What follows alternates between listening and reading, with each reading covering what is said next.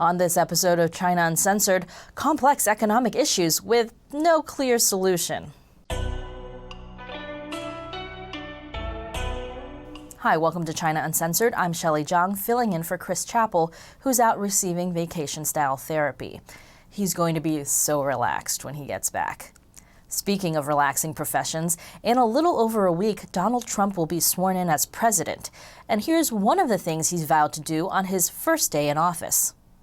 I'm going to instruct my Treasury Secretary to label China a currency manipulator, the greatest in the world. It was one of President-elect Trump's repeated themes during his campaign that China is undervaluing its currency to gain an unfair trade advantage over the U.S., and he's promised to fight back with tariffs and taxes on Chinese imports. Now, he's not the first person to talk about this on the campaign trail. As president, I'll use all the diplomatic avenues open to me to insist that China stop manipulating its currency. On day one, I will label China a currency manipulator. Ah, the day one China currency manipulator promise. A traditional part of presidential campaigning, right up there with visiting the Iowa State Fair and eating whatever the heck this thing is. That's why I love America, because if you want to be president, you must first seek the blessing of the great butter cow. So, on day one, the president will label China a currency manipulator? Let's be real. On day one of a new job, everyone is still trying to get their act together. I once spent 6 hours waiting for IT to get me a computer. But I'm sure that won't happen at the White House because the U.S. government is a bastion of efficiency. Anyway, is China a currency manipulator? Well, it's complicated. For years, China had a fixed exchange rate. I know, this already sounds incredibly boring, but stay with me, you won't regret it. A fixed exchange rate means that the yuan, the Chinese currency, would always be worth the same amount to the dollar. From 1995 to 2005, it was 8.26 yuan equals $1. Now, other countries have fixed exchange rates too. The issue is that as China's economy grew rapidly, the central bank kept the yuan fixed at the same low rate, so it was worth less than it should have been, which meant that Chinese-made stuff was artificially cheaper. So more and more American companies moved their manufacturing to China, where they could get more bang for their buck. And by bang, I mean yuan. You could literally pay people in China a fraction of what you would pay in America. And all that extra money? Profit. So, China kept its people poor to boost its manufacturing and exports. And America gained cheaper goods that led to a trade deficit with China while losing manufacturing jobs, which is the real reason U.S. presidential candidates always talk about China manipulating its currency.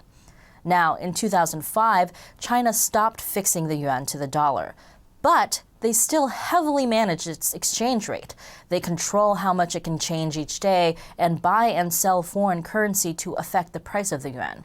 In fact, China's central bank has the largest foreign exchange reserves in the world. In 2014, they owned $4 trillion in foreign currency. So yes, China manipulates its currency. But here's where it gets tricky. In the last few years, China has been going through an economic slowdown, and people are moving massive amounts of money out of the country. Both of those things make the yuan less valuable. And the U.S. economic recovery means the dollar is the strongest it's been in 13 years.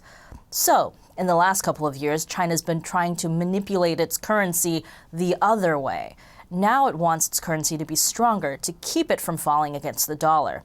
That's because if the yuan falls too quickly, it could crash China's economy. I believe we have a clip of Chinese economists trying to save the yuan.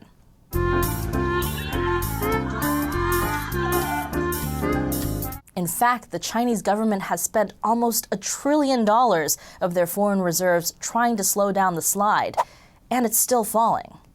Ironically, if the Chinese central bank stopped manipulating its currency right now, it would have the exact opposite effect of what Trump and other U.S. politicians want. It might look kind of like this.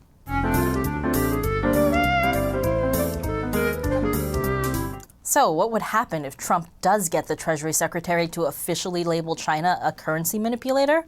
Well, under a law passed in 2015, the Treasury would have to spend a year negotiating with the Chinese government. And then they still could do almost nothing meaningful to stop it.